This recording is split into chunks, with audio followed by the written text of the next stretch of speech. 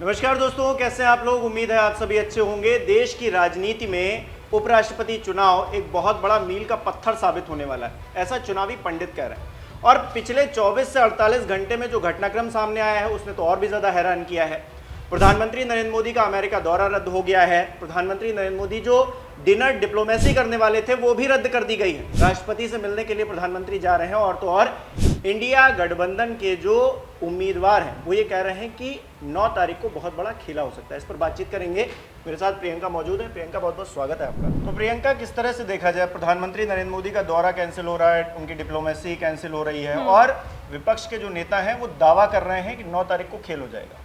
खेला तो होकर रहेगा हिमांशु। जैसी तस्वीरें निकलकर सामने आ रही हैं, जाहिर सी बात है कि 48 घंटे पहले पूरी की पूरी तस्वीर पलटती हुई नजर आ रही है। ठीक आपको बता दूं कि डिनर के पहले जेपी नड्डा की तरफ से सांसदों को जो इनवाइट भेजा गया था उसे कैंसिल कर दिया गया है। नड्डा के घर पर मीटिंग होने वाली थी और इस मीटिंग में उपराष्ट्रपति चुनावों के लिए तयतोड़ होने वाला था, लेकिन अचानक से भारतीय जनता पार्टी के ही सांसद बीजेपी के संपर्क से बाहर हो गए, जिसके बाद एनडीए की मीटिंग को कैंसिल किया गया और जेपी नड्डा ने जो भारतीय जनता पार्टी की दो फाड़ है उसको जग जाहिर होने से बचाया है। जाहिर सी बात है कि नड्डा के आवास पर डिनर होता तो मीडिया आती और जब मीडिया आती तो सांसदों की गिनती हो जाती। अब सांसद कितने पहुंचे हैं कितने नहीं पहुंचे हैं जब सबको पता चल जाता तो उपराष्ट्रपति चुनावों से पहले ही खेला हो जाता। इसलिए एक तरफ जहां जेपी नड्डा ने अपने डिनर को कैंसिल किया है, वहीं दूसरी तरफ प्रधानमंत्री नरेंद्र मोदी ने भी अपनी साख बचाने के लिए अचानक से बुलाए गए 8 सितंबर के डिनर को कैंसिल कर दिया है। पहले खबरें निकलकर सामने आई कि 9 सितंबर को उपराष्ट्रपति का चुनाव होगा, उसके ठीक पहले 8 सितंबर को प्रधानमंत्री नरेंद्र मोदी रात में एनडीए के सभी सांसदों के साथ डिनर करेंगे। लेकिन यहीं पर हिमांशु पेच फंस गया है, क्योंकि एनडीए तो छोड़िए, भारतीय जनता पार्टी के सांसदों ने ही बगावत कर दी है। पहले तो नितिन गडकरी एनडीए की मीटिंग में नहीं पहुंचे, फिर उसके बाद वसुंधरा राजे ने 20 मिनट की मोहन भागवत के साथ मुलाकात की है। अब इस मुलाकात के बाद राजस्थान के 19 सांसदों को दिल्ली में लाइन हाजिर कर दिया गया है। तो क्रोनोलॉजी समझिए, राजस्थान के सांसदों को दिल्ली में लाइन हाजिर किया गया है और एनडीए की मीटिंग को कैंसिल कर दिया गया है। तो साफ दिखाई दे रहा है कि भारतीय जनता पार्टी में ही दो फाड़ है। यहाँ पर मैं बता दूं आपको हिमांशु, सिर्फ डिनर नहीं कैंसिल हो रहा है, प्रधानमंत्री नरेंद्र मोदी का दौरा भी कैंसिल हो रहा है। जो प्रधानमंत्री नरेंद्र मोदी अमेरिकी दौरे के लिए उत्साहित रहते थे, ललायित रहते थे, ट्रंप से गले मिलने के लिए बिल्कुल किस तरीके से आप जाते थे आपको पता है, लेकिन इस बार वो अमेरिकी दौरे पर भी नहीं जाने वाले हैं। 26 सितंबर का उनका दौरा कैंसिल हो गया है। खेल समझिए, 17 सितंबर को पीएम मोदी 75 के हो जाएंगे।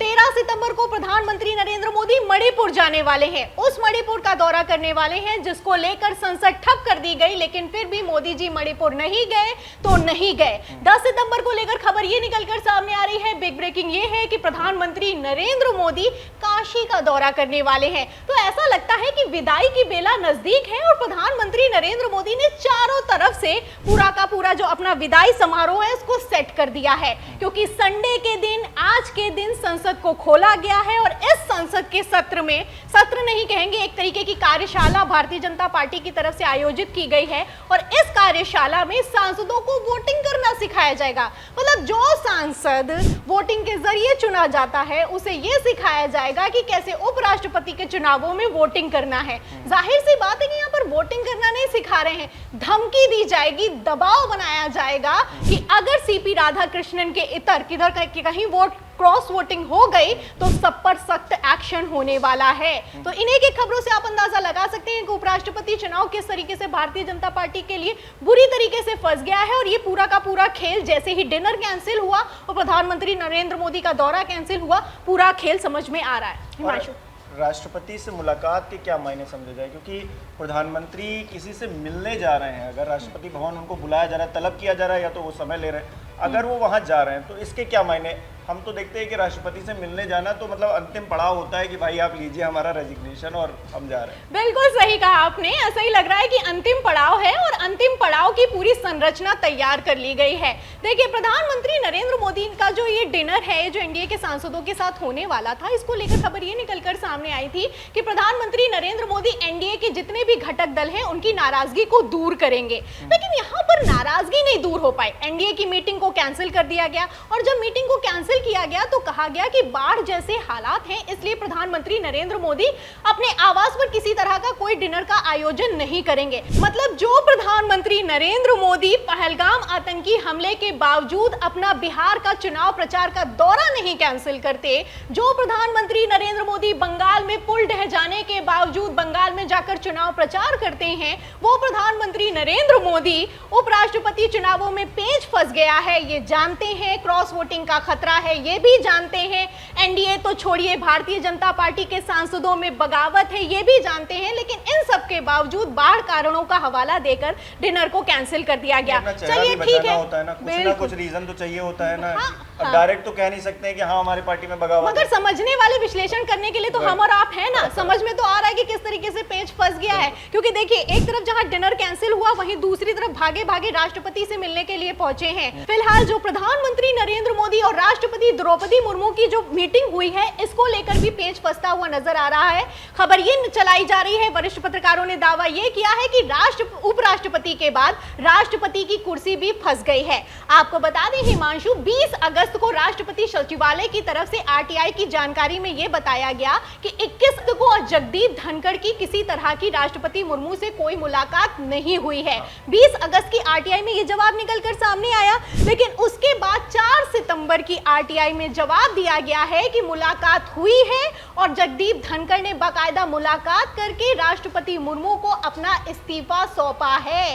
मतलब राष्ट्रपति सचिवालय की तरफ से आरटीआई की जानकारी में पलटी मारी गई है। अब इस पलटी से आप अंदाजा लगा सकते हैं कि किस तरीके से खेल फंस गया है। प्रोटोकॉल समझिए, अगर प्रोटोकॉल की बात की जाए तो कायदे से गृह मंत्री और प्रधानमंत्री उपराष्ट्रपति का इस्तीफा नहीं ले सकते हैं। अब जब आप इस्तीफा नहीं ले सकते हैं और राष्ट्रपति सचिवालय ये कह रहा है कि 21 को किसी तरह की राष्ट्रपति से मुलाकात नहीं हुई धनखड़ की, तो ये इस्तीफा मंजूर कैसे हो गया? सवाल इस बात का खड़ा हुआ। अब जैसे ही सवाल खड़ा हुआ, राष्ट्रपति सचिवालय, राष्ट्रपति की कितनी गरिमा होती है आप जानते हैं, राष्ट्रपति सचिवालय ने आरटीआई की जानकारी में पलटी मार दी। अब इस पलटी से आप समझ सकते हैं कि कहां पर पेच फंस गया है। अपने आप में बड़ी बात ये भी है, कोई तस्वीर नहीं, क्योंकि राष्ट्रपति से मिलने के बाद उपराष्ट्रपति हो या कोई भी हो इस्तीफा देने ही जा रहे हैं। अब क्योंकि उन्होंने स्वास्थ्य का हवाला दिया तो ठीक है, आपने स्वास्थ्य का हवाला देकर, लेकिन आपकी कोई तस्वीर भी तो आती।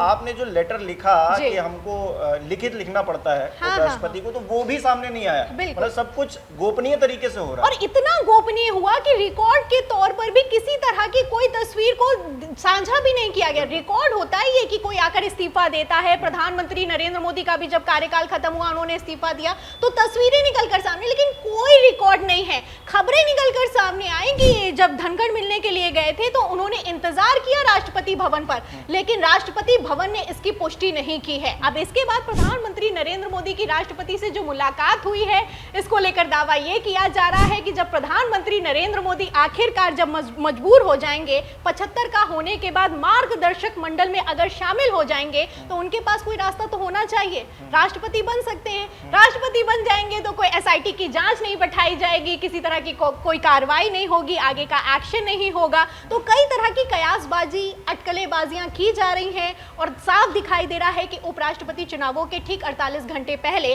पूरा का पूरा खेल पलट चुका है। पूरा खेल पलट गया है और जो विपक्षी खेमा है वो भी अपने आप में एक ताकत दिखाते हुए ये कहते हुए कि 9 तारीख को बहुत बड़ा खेल हो सकता है। ये बहुत बड़ी बात है अपने आप में। बी सुदर्शन रेड्डी लगातार बोल रहे हैं, पहले नायडू को लेकर बोला, अब बीजेपी के सांसदों को लेकर बोला, और सबसे बड़ी बात है सीपी राधाकृष्णन चुप हैं, शांत हैं, कुछ नहीं बोलती, बंद है।